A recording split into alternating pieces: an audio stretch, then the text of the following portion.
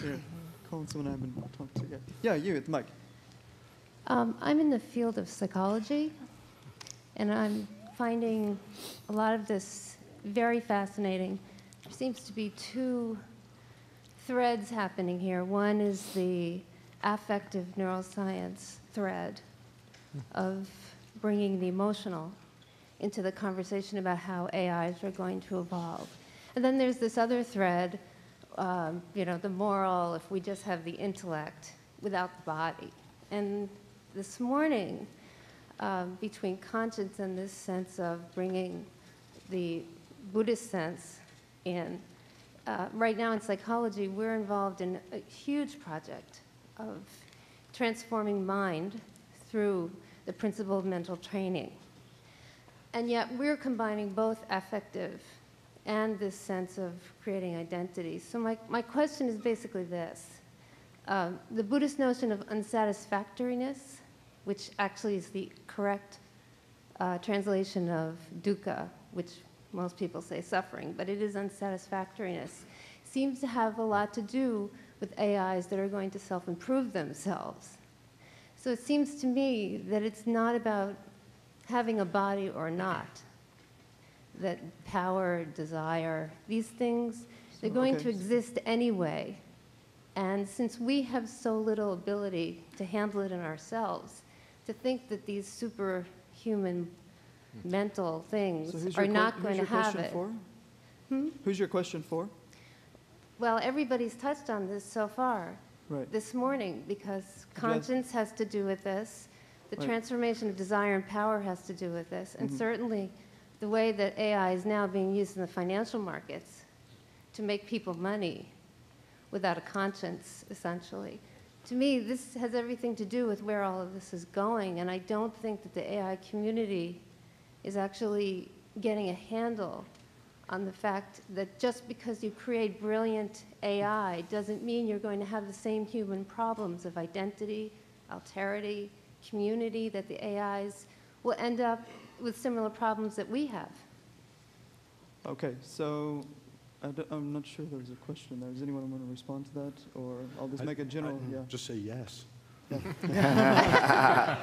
I don't know. The only thing is if the Buddhist thing is true ontologically, it's a solution to the Fermi paradox. It takes a while to work that one out. Anyway. Okay, everyone, let's not have any soapbox, and not any long. We need to keep the questions short, keep them to the point. Let me know who you're directing your question to, so we can get to as many questions as possible. Okay, thanks. So who's next? Well, this is for Peter Thiel.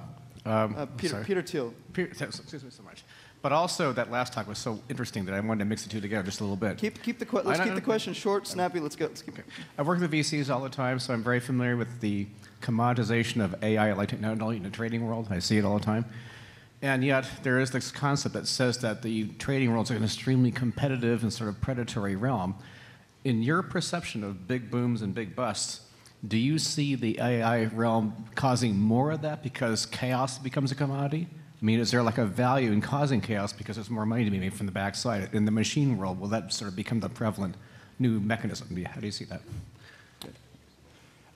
Well, I don't think that I don't think that these automated trading systems have in theory, if they worked, I don't think they would create more chaos because they would sort of anticipate it and they would moderate it. And so the big question is whether or not they are working, and how well the computerized models actually work. Sort of the promise of the last few years has been that volatility and risk has been systematically eliminated from financial markets because we have figured out ways to parse it and repackage it in such a way that it can be structurally reduced. But chaos is a commoditized value. It actually produces more profit. That's what I'm trying to get at.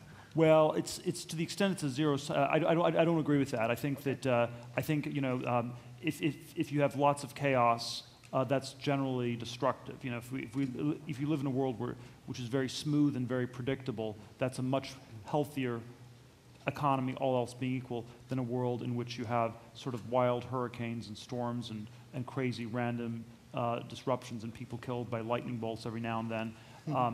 So I think there may be people who benefit from creating chaos, but certainly I don't think systematically as a whole that's the case. And the promise of all these things has been that they figure out ways in which there's irrational chaos and they get rid of irrational chaos. And the question is whether they've actually done that or not. Right. And I think again my slightly skeptical view on it is that the promise has once again been somewhat overhyped, which is why the finance boom is actually more of a bubble, and it will be like the Japan one. It'll be like the early internet one, where there are elements of it that are real, but also very large elements that are not. Mm-hmm. I'd like to point out that when the corporations are taken over by AIs and replace the managements, it's not going to be because the human managements just wanted to go. It's because, in fact, they're going to go kicking and screaming. It's going to be because corporations with AI managements actually work better. And if you know corporate management, you know that there are plenty of places where they could work better. And so there's some upside there, but I think it's probably going to be a lot of case of actual competition, forcing corporations with old-fashioned human power structures by the fact that they're competing in the market, that the new AI corporations will just be doing better, or otherwise they would never hand them over. I have a question first for Peter Thiel and thereafter for Charles Harper. Your presentation was brilliantly provocative, but seemed to exemplify an either-or perspective. In other words, we might look away from species extinction in order to focus on the positive of species hybridization, or look away from the big negative of global warming in order to focus on positive opportunities. It seems to me that AIG will come about through analog thinking, and I wonder how you would address the potential positive in actually facing these big negatives, and I'd like then to hear what Charles Harper has to say about that.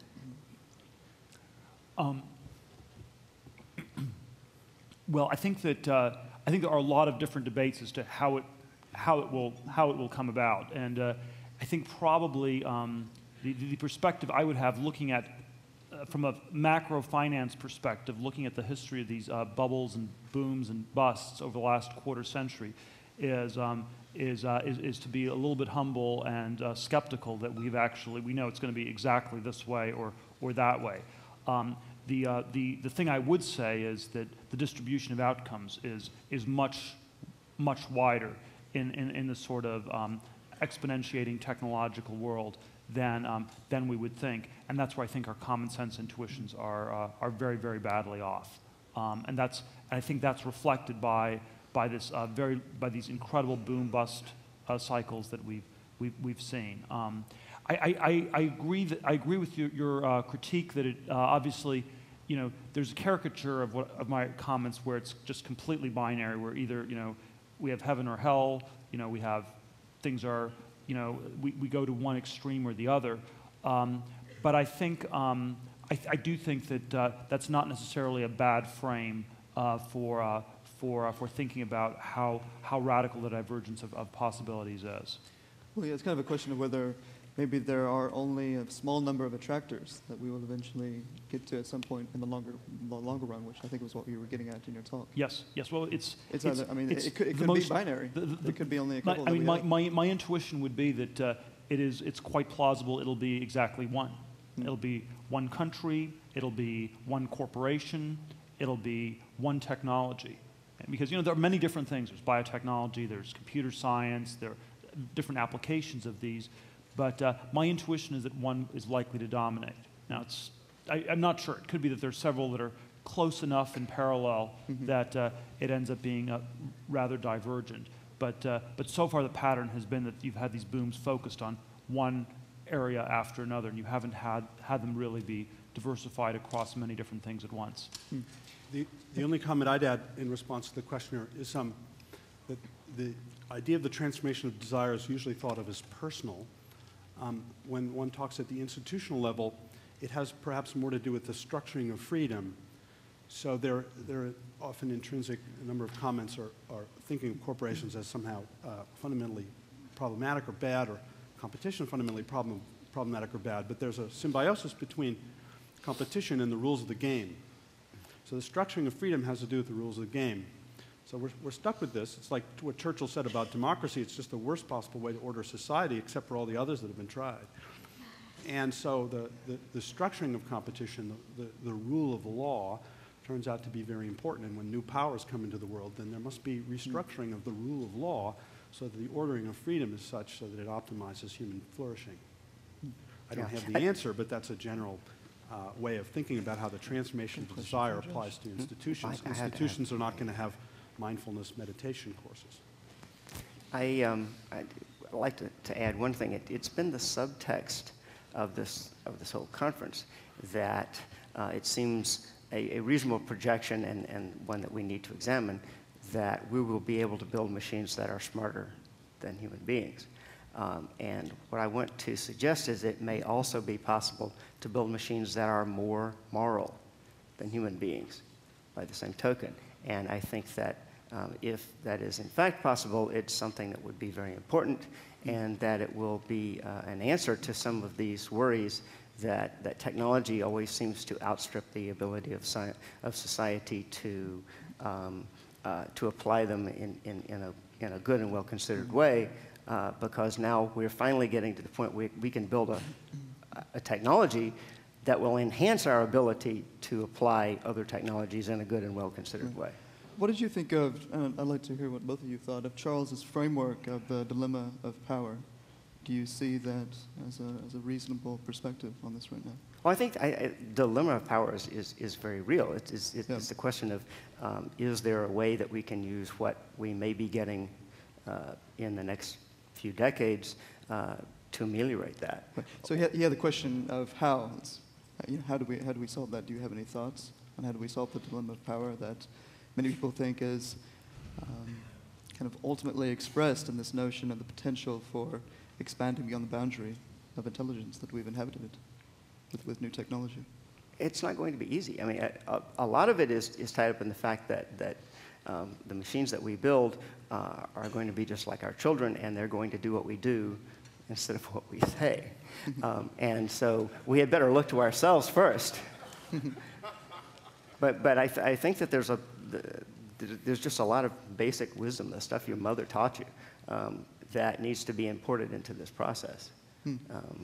We're not just going to sit here and invent a whole new world that's a utopia out of just hanging around the group here. We're going to have to take quite a lot of very hard-won human moral and ethical knowledge and import it into this, because humans never do anything right the first time. Well, I think I agree with a lot of the framework Charles set out. I always have to confess that I always find it slightly depressing, because I think that I don't see human nature changing, all that radically or all that quickly. And given how fast the technology is changing, maybe it only takes a few bad people to really abuse it, and the amount of damage a few bad people could do is really quite extraordinary. One other random thought along these lines is that if you want to sort of a very dystopian future, I think would be one in which you programmed robots with all sorts of human desires. And so if you, for example, made robots that were programmed to be competitive with other robots, that you want X because another robot wants X, and if you programmed robots to be mimetic in a sense where they're not just mimetic in learning things representationally, but mimetic on the level of desire, where you want what other robots want, and they will fight each other to get the things the other robots are getting.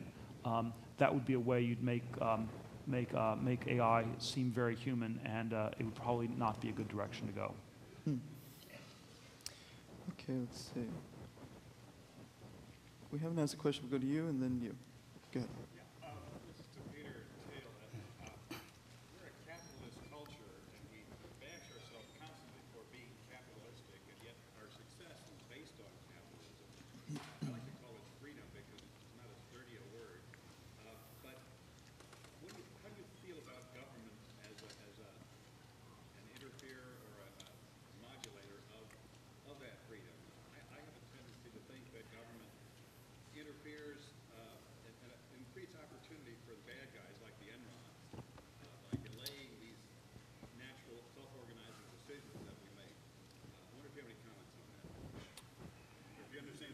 Yes, well, obviously it's a very broad question. It applies in many different contexts.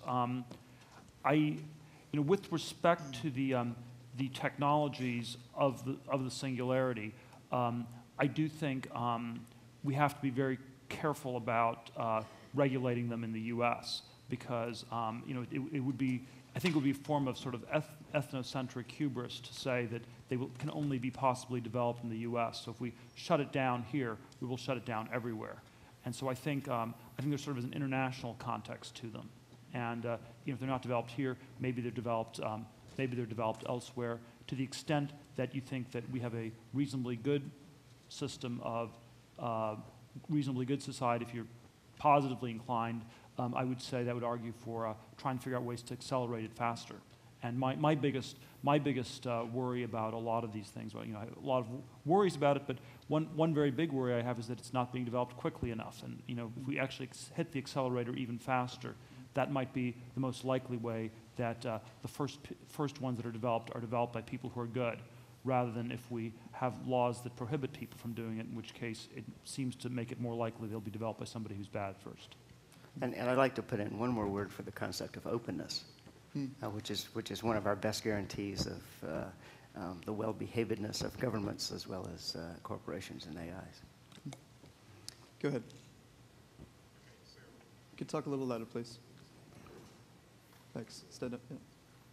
When we develop an AGI, you necessarily want to employ it to help run clarity in your hedge funds so you can make more money for your investors. But they're necessarily going to be competitive, not only competitive because investing is a very competitive enterprise, and the AGIs will necessarily have to be competing with other AGIs. Do you have a question, sir? So the question, so you've got a paradox there. Okay, you can't simultaneously, I think, want to employ hedge funds to make money and employ AGIs for profit, and simultaneously restrict their ability to be competitive. How do you resolve that paradox? I don't know. I think there are all sorts of premises that you're making that aren't necessarily true.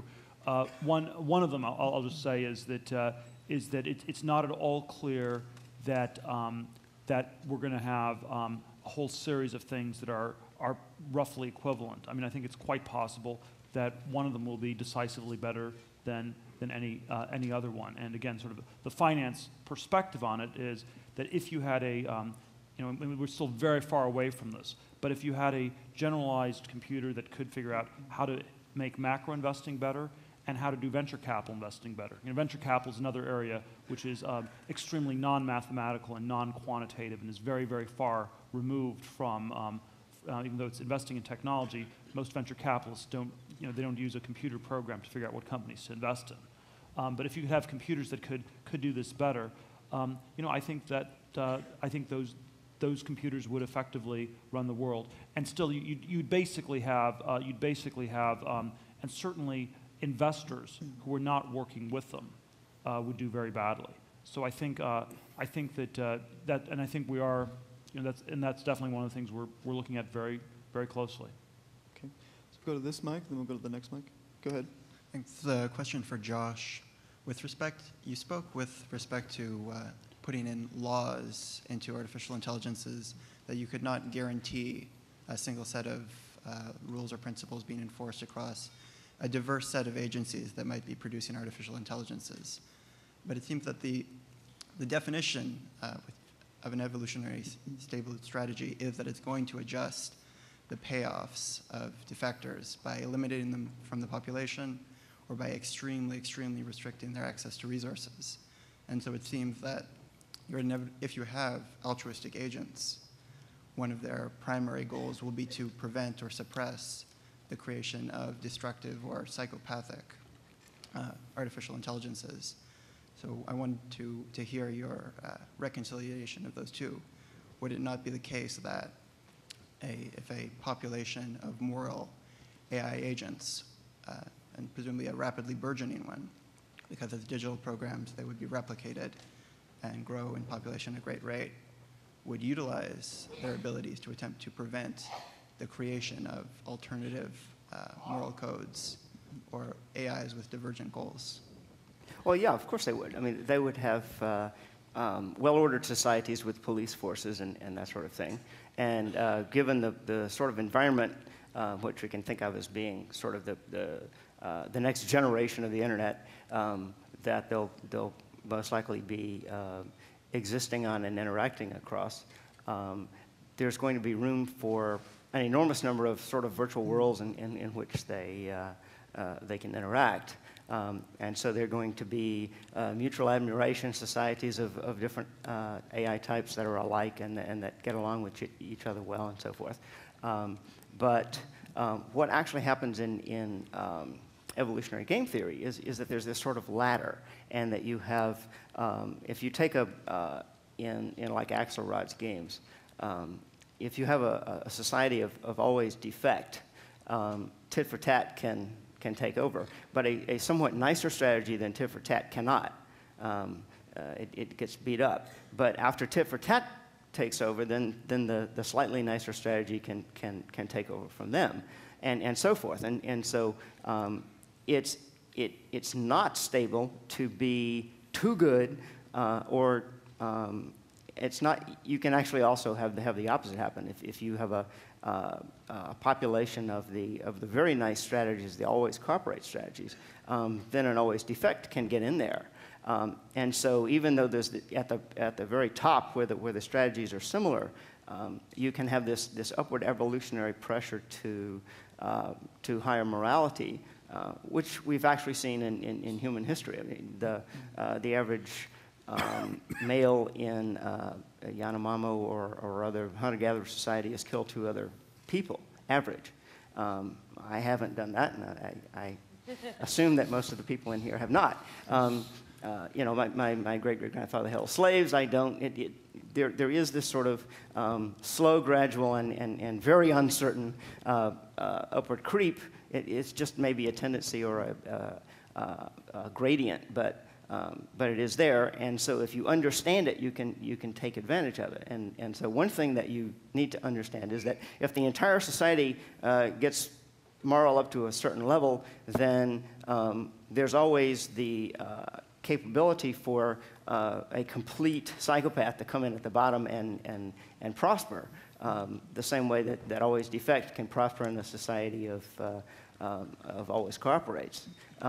But that's the reason that your society who understands this puts in safeguards against that sort of recidivism happening, such as police forces, which are able to respond to any defector at his own level. And so it's going to be very complicated. I mean, because you're going to be competing against AIs that are built with all different sorts of reasons and intentions and so forth. And it's actually going to, because it's going to be done by things that are smarter than we are and know everything, at least as far as the Library of Congress on an iPod is concerned. It's going to be really interesting to watch. But I think the general principles are there, whereby a set of machines who are intelligent enough can use history as a guide to building a society that not only can become more moral and can give us a better understanding of what morality is, but also can guard against the same sort of old recidivism that we've always seen in human societies. Could I actually just get a clarification? Carl, we got to move on to the next question. Go ahead. So Josh is talking about game theory where you have multiple players. And I can imagine winner-take-all scenarios. So my question for Josh is, do you have an idea of how morality works if there's only one player? Doesn't. Okay. Okay, next. Oh, I have 2 questions. Do you guys feel like... One question, and who's the question for? All of you. Do you guys feel like biophysics could be a legitimate new area of study? Because I don't feel like double majoring. What did you say? Biophysics. We have biochemistry. Why not biophysics? Yeah, it's a good field. Does it already exist? I don't know. Yeah. Oh, are you serious? Never mind, thank you. Okay, let's see. Yeah, go ahead. Could you stand up, please, sir? A fairly simple question for Paul and Harper, but of course anybody can answer. I've heard a lot about the morality of the agents that we might create, but very little discussion of another moral question that seems to be a singularity question. And it was in, I think, the undercurrent of these two talks, so I want to bring it up, and that is, will we know when it's an ethical question to turn off our AIs? And are we actually working towards knowing the answer to that question? So the question is, will we know when it's an ethical question? What was it again? Will we know when it is ethical to turn off our AIs? Yeah, basically, if you're Right. talking about crossing some singularity, we've been talking about intelligence, but we have not been talking about the fact, and we've been talking about their moral responsibility Okay, got to us. But we have not, in fact, reversed that question. Asked the question, are we going to be moral enough to know when it's inappropriate to turn them on because we won't know when to turn them off or whether we can? Should I answer that? Take it away, Charles. Beats me. But, I mean, we have analogs if, say, nuclear weapons. And, again, not wanting to be political, but it is probably the case that in Pyongyang, there is not a civilizational capacity to turn off the creation of the advancement of powers that would do both the people of North Korea great harm as well as other people elsewhere. So, again, it depends on civilizational capacities. And it's just obvious from history that we can have situations where we have powers that are well beyond our civilizational capacities to exercise appropriate stewardship over them. And if AI issues are simply a particularly interesting, exciting, and big example of this kind of dynamics of power, then I should think that the general principle applies. I guess my question is not fully understood. My question is about, do we have a moral responsibility to the AIs we create? Oh. Yes.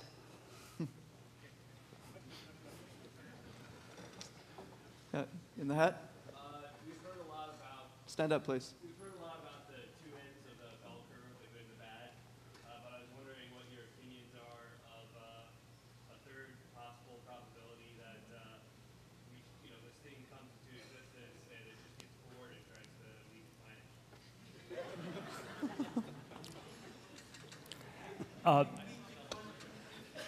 Yeah, that the AI, we've heard two possibilities, the ends of the bell curve, and he was thinking that maybe the AIs might get bored and simply eat the planet, I think was what he said. Leave the planet. Oh, I thought, Okay, I heard, right. well, that's important why we Yeah, have that would have the been, I think that would have been one of the ends of the Very curve there. Well, yeah, you don't want I to, definitely Yeah. heard eat the, Right. the desire to eat. Yeah. yeah. Well, that's the sort of childhood's end scenario. I don't think we need to worry about it because if they do, whoever of us is not actually part of that will still be around, and we'll probably build the next set, and after a while, some of them won't leave. So. I'd add just a little comment. I'm a little bit skeptical about some ideas. That is, the idea that intelligence can advance without connection with the world in a particular way.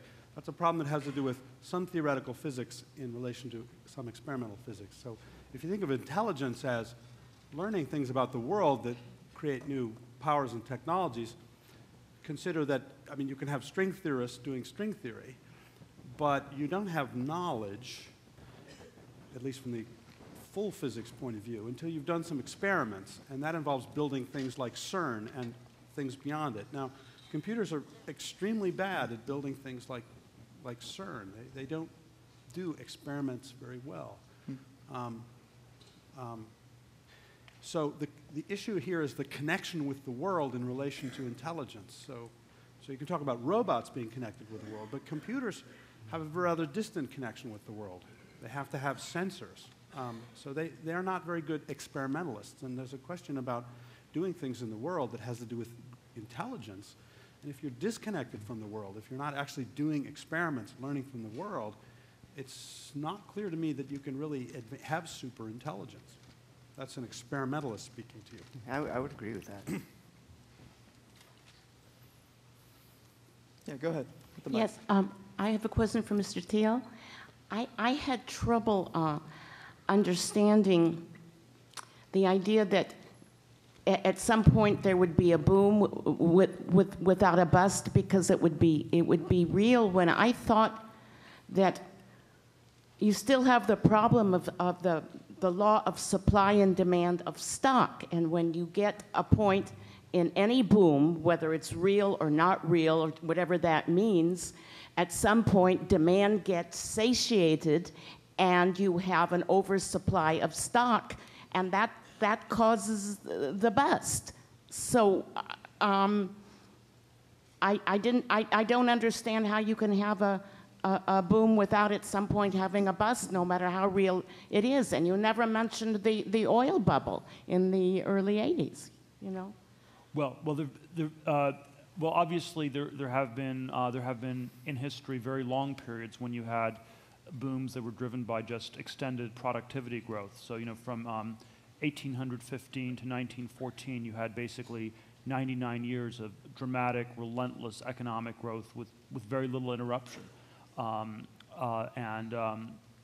then of course, and so I think the key question is, you know, is sort of the amount that's being produced in the world, productivity, is that going up dramatically? And I think a lot of the singularity revolutions, if they come about in a good way, would bring that about. But from an investing point of view, it's supply and demand of stock, not supply and demand of product. You wouldn't necessarily issue, if you profitable companies normally don't issue more stock. I mean, the stock is just a device you use to denote things. So, you know, there'd presumably be more money, there'd be more stock, there'd be more value, but the total, it's not a zero-sum game. I mean, you know, I think the world is not a zero-sum place at all. It's very, very, very far from that, and it's either going to be, you know, much bigger than we think, or something will go wrong. And that's why I think the sort of the series of booms and bubbles and busts that we've seen over the last quarter century, I think can best be thought of as a gigantic single great boom, which hopefully will not turn out to be a great bubble. Hopefully it is actually more real than fake, and that you know, and that it will be like the 19th century, where you have this long extended boom, and hopefully it does not end like 1914. Yeah, if you believe the Isaac Asimov analogy of the intellectual revolution to the industrial revolution, we are in fact in for another period just like that. Go ahead, Jessica. Thank you. This question's for Peter Thiel also. I really appreciate your point of view that there's great truth. That's the basis, great fundamental truth that's the basis of these booms. And my question for you is about personal risk aversion or risk loving. How should a person in their own life take advantage of this more chaotic environment? How should you optimize your own personal risk preferences?